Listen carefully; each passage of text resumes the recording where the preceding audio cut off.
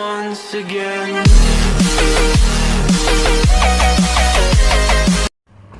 There's a VW Crafter, exactly the same as a Mercedes Sprinter, from about a 2006 up to a 2017. We're going to change the front shock absorber strut.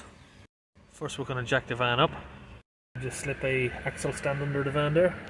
Then we're going to take the wheel off. And get all of these bolts off. Here we've got a 21mm socket.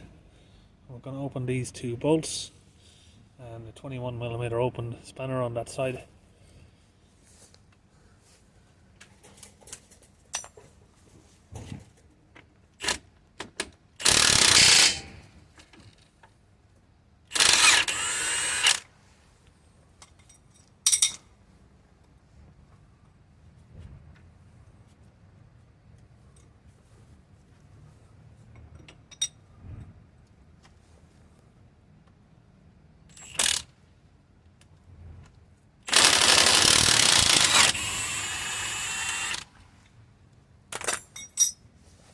Those two bolts loose. We can come around here and just unclip these wires so they don't get trapped anywhere. We've got another one here. Just pull the cap off of there, and it's wrapped under there. So just make sure they're all off of there. They're little holding brackets or whatever you call them. So they're all off. So now we've just slipped out two bolts, and once that's out you can move this back a little bit, and this wire here, just going to tuck it under so it's not catching against the shock. We should be able to just leave that resting there.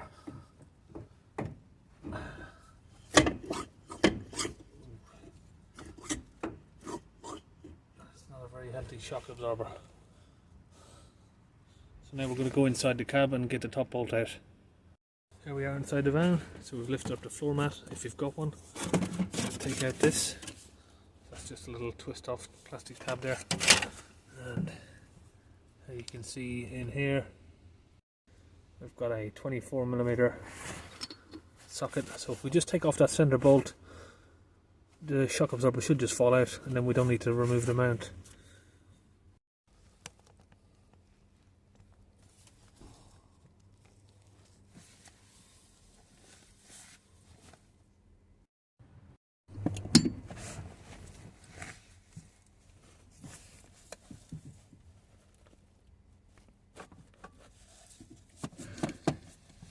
I have to put some penetrating fluid on that to loosen it up a little bit. Yeah, it's a little bit tight, so you have to lube it up.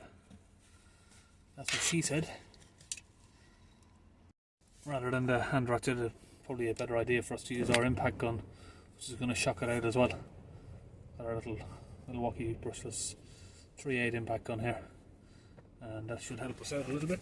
Let's try it out.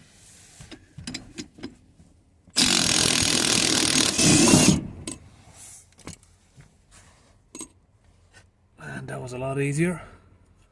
Get the bolt out. Put that aside. And here we are. Shock absorber has now fallen out. And we can just pick it up. Put it aside here. You can see the space it's in there. Look at the size of the gap.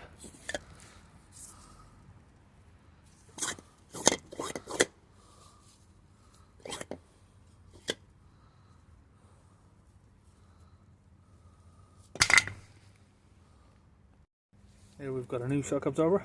We're going to fit that. Just take off these. And here we go. And if you look at the seal around the bottom of this, nice and tight compared to the other one. So we should just be able to slide this up.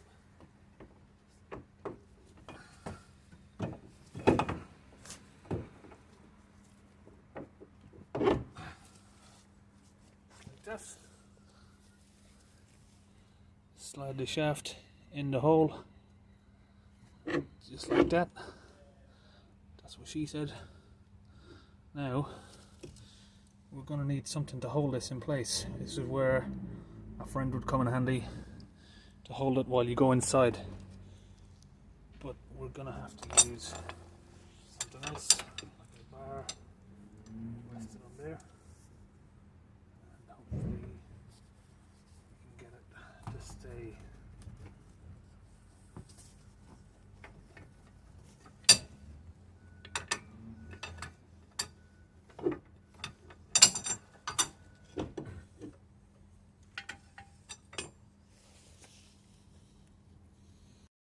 We did forget to put this back on there. We could have done with a new one of these really, because this is supposed to come all the way down to the shock to cover the piston there, but it's pretty much had it. But we're just going to put it back on anyway, because it's got this little place that sits between the bolts, so there might be a little bit of play without that, so we're going to just pull that back down and put it on.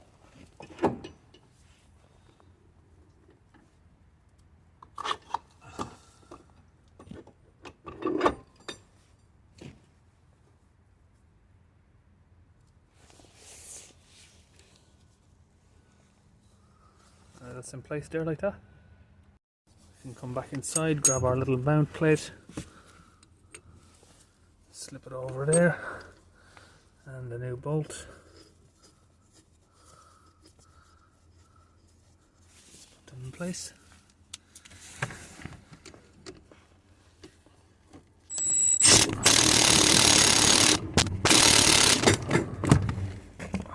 Tighten it up. And we're going to have a reverse here of the cables again. Let's put that behind. Remember, that came from behind the shock strut. Just going to line that up and see if we can get these bolts back in. If I just get my knee under the lip of the disc here, I should have enough strength to just raise it a little bit. Bolt in.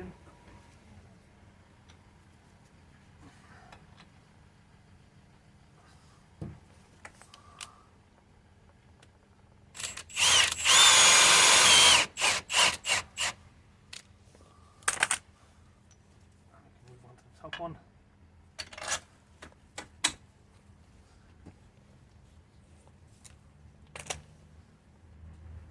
Put our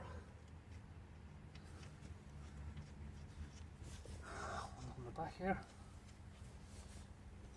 Another one still on the spanner here for the bottom. Get these nuts and bolts back together.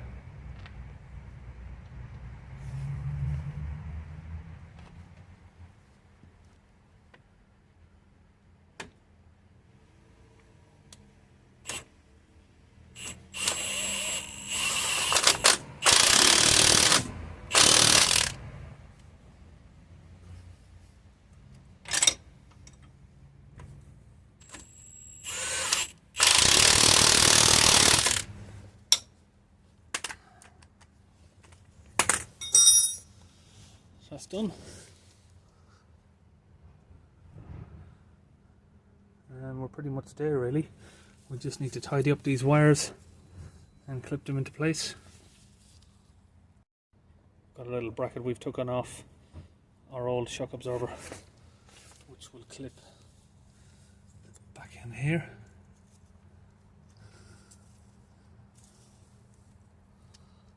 Just put that in place there. So that's in place, and what was a little bit of a problem there is, if you can see there, sort of bent in a little bit from being in storage or whatever. Just get a little, sorry, you know, had the camera off angle there, a little spanner behind it. You can just bend it out so it's nice and straight,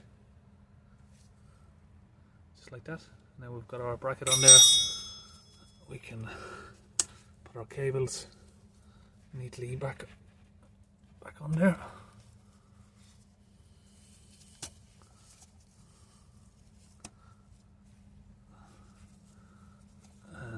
Back onto the clip at the back here. So So the clips on both sides of this. This is for if you're going to use it on the driver's side, and this is if you're using it on the passenger side. So they're both the same shock. They're not sided. It will fit both sides. Now it's just a case of putting the wheel back on. We're using the wrong socket there. Here we've got 19mm.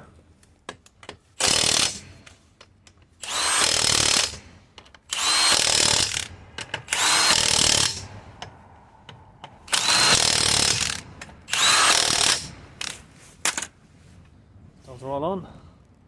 And here's the list of what we've used to do the job. 19mm impact socket on our gun, 24mm socket for the top mount, 21mm socket and wrench spanner there for the strut bolts, and a 3/8 gun. That was it. Of course, just a jack and axle stand. So that's the job all done, and we're going to go for a test drive and hopefully see a nice difference in how it drives. There was a lot of banging and clunking coming from that corner. After a short journey, she is driving a lot better. We haven't got any more banging from that side of the van.